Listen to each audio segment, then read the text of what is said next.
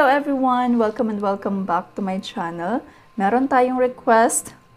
Parang ano lang tayo dito, parang DJ lang tayo dito. May nag-request ng song. Sabi niya dito, good morning po, pwede po humingi ng favor po pag-exam ng A1.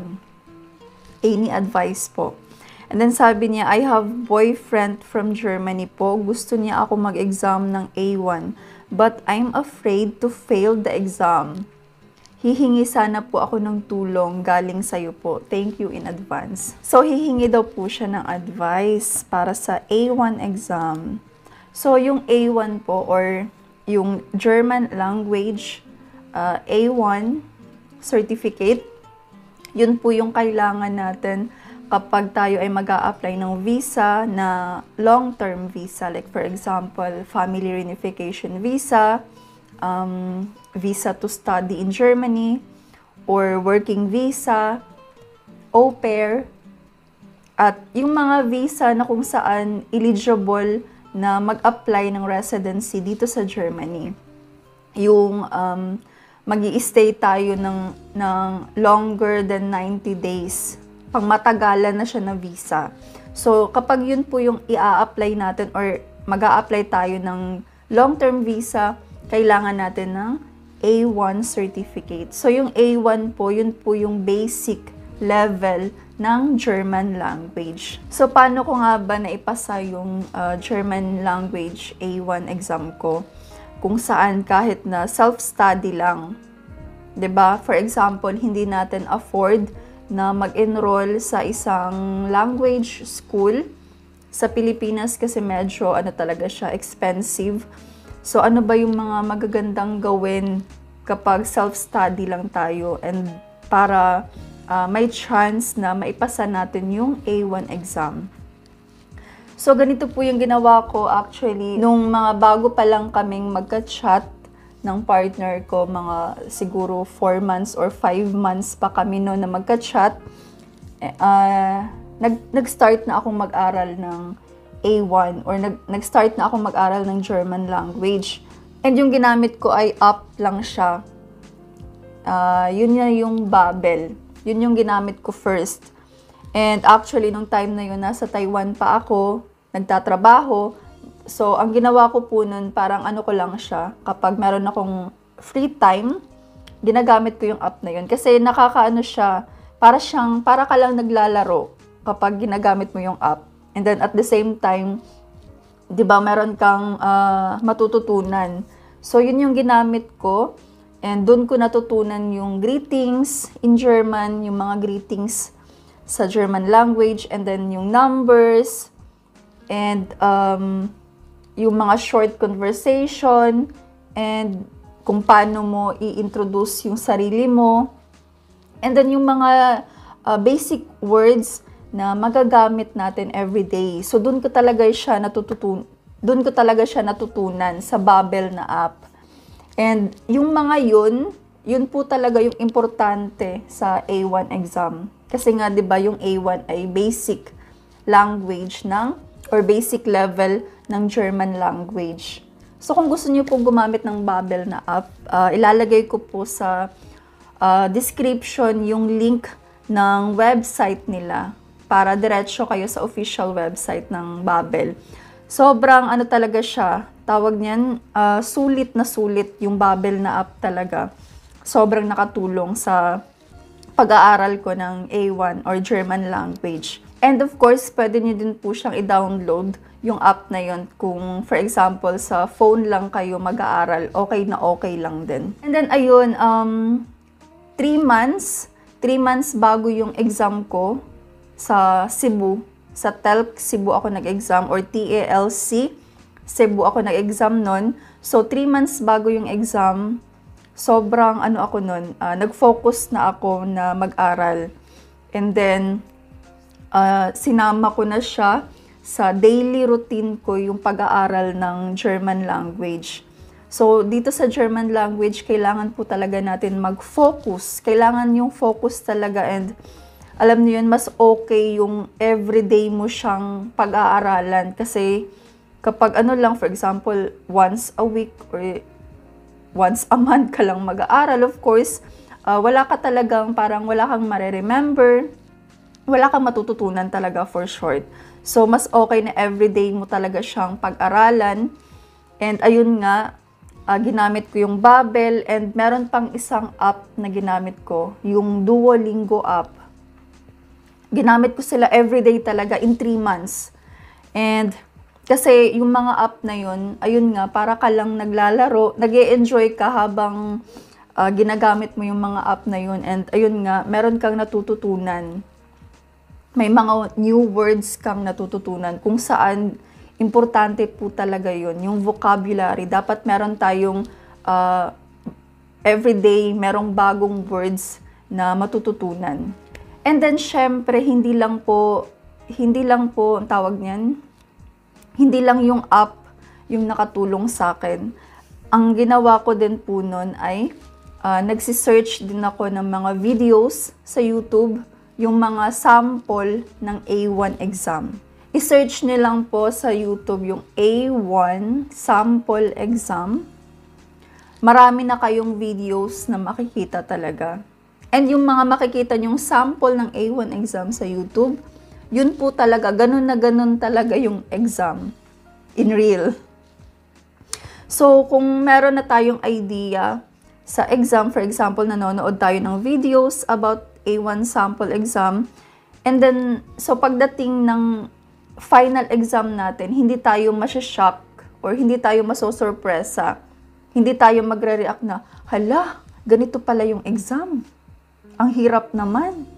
Diba? Yung parang wala kang idea na ganun pala yung exam.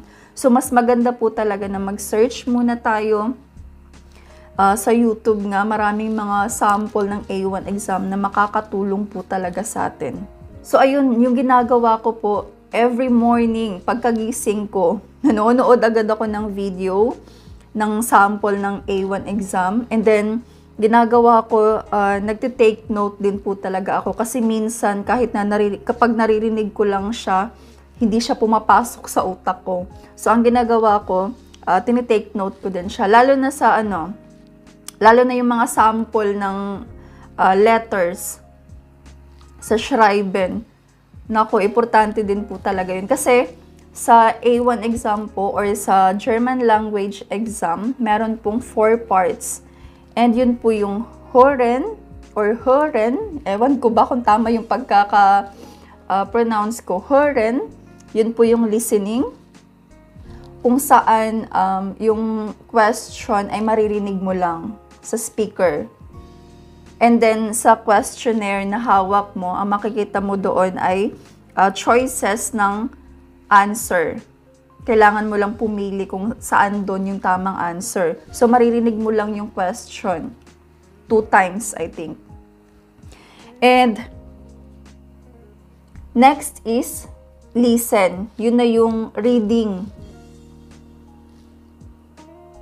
So, reading meaning magbabasa ka, may questions, and then meron din siyang multiple choice. Meron din siyang mga choices para sa tamang sagot.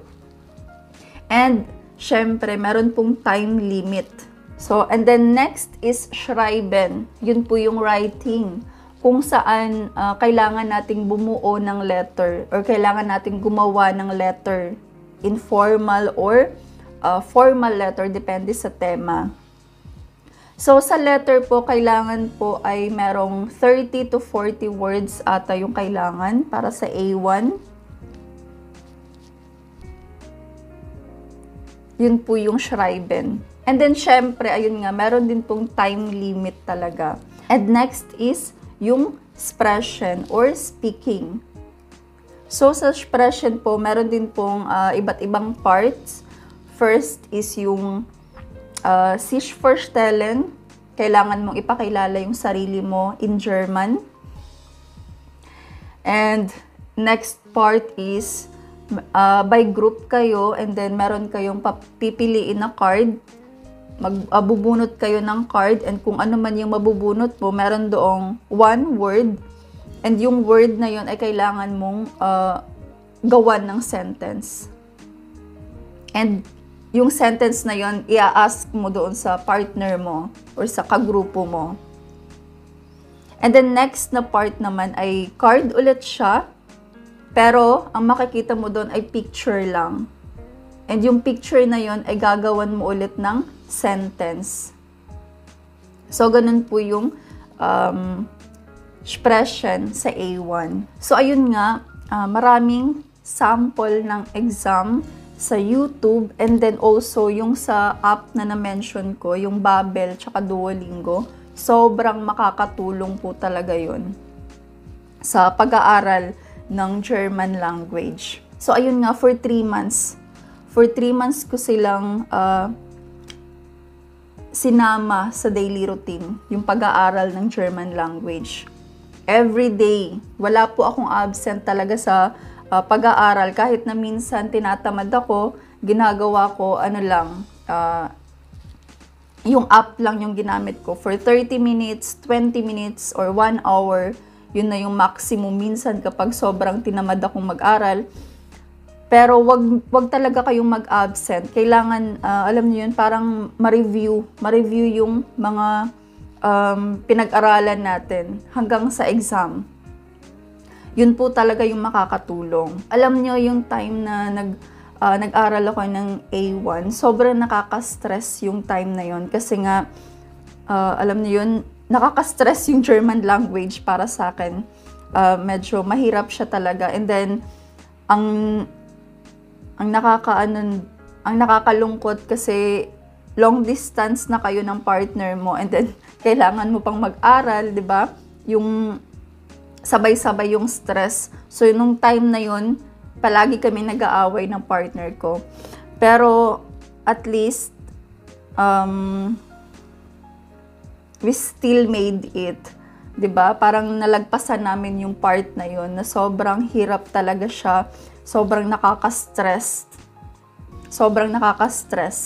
And ayun nga, kailangan mag-focus sa pag-aaral. So ito po yung score ko sa A1 exam. So 'di ba po, kung nakayanan ko, I'm sure na makakayanan nyo din. And basta mag-aral lang po talaga.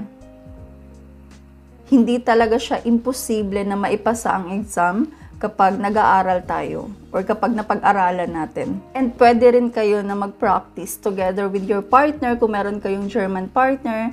'Di ba? Instead na mag-English kayo, mag-try kayo na mag-German lang. Makakatulong din po talaga yun. Yung mga short conversation in German.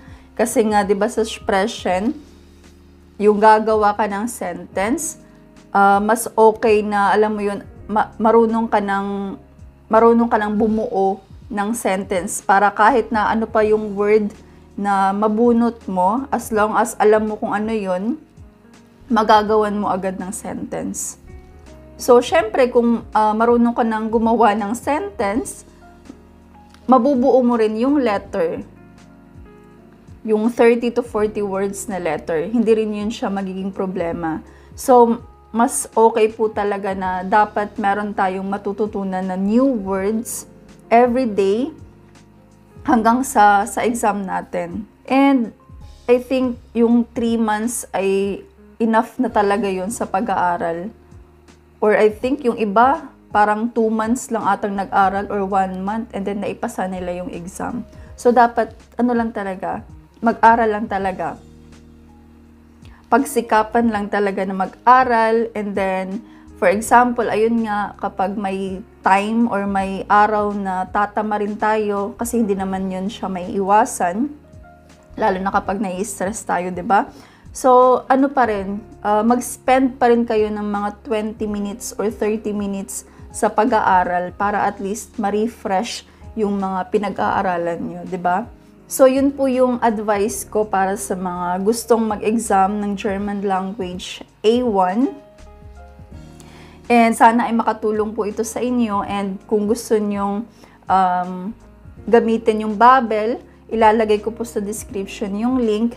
And meron din po akong video about nung nag-exam ako sa Cebu. Kasi after ng exam, gumawa agad ako ng video para ma-share ko kung ano yung mga lumabas sa exam. So, panoorin nyo din po yun. And meron din po akong tips doon. Kahit na matagal na yung video na yun, at least, di ba, parang ano siya, fresh siya nung pagkatapos ng exam ko. So, ayun nga, na-share ko doon yung mga lumabas na exam. So, panoorin niyo po yun. And then, ayun nga, kung meron pa kayong mga questions or clarifications and suggestions, i-comment niyo lang. Thank you for watching. Bye-bye!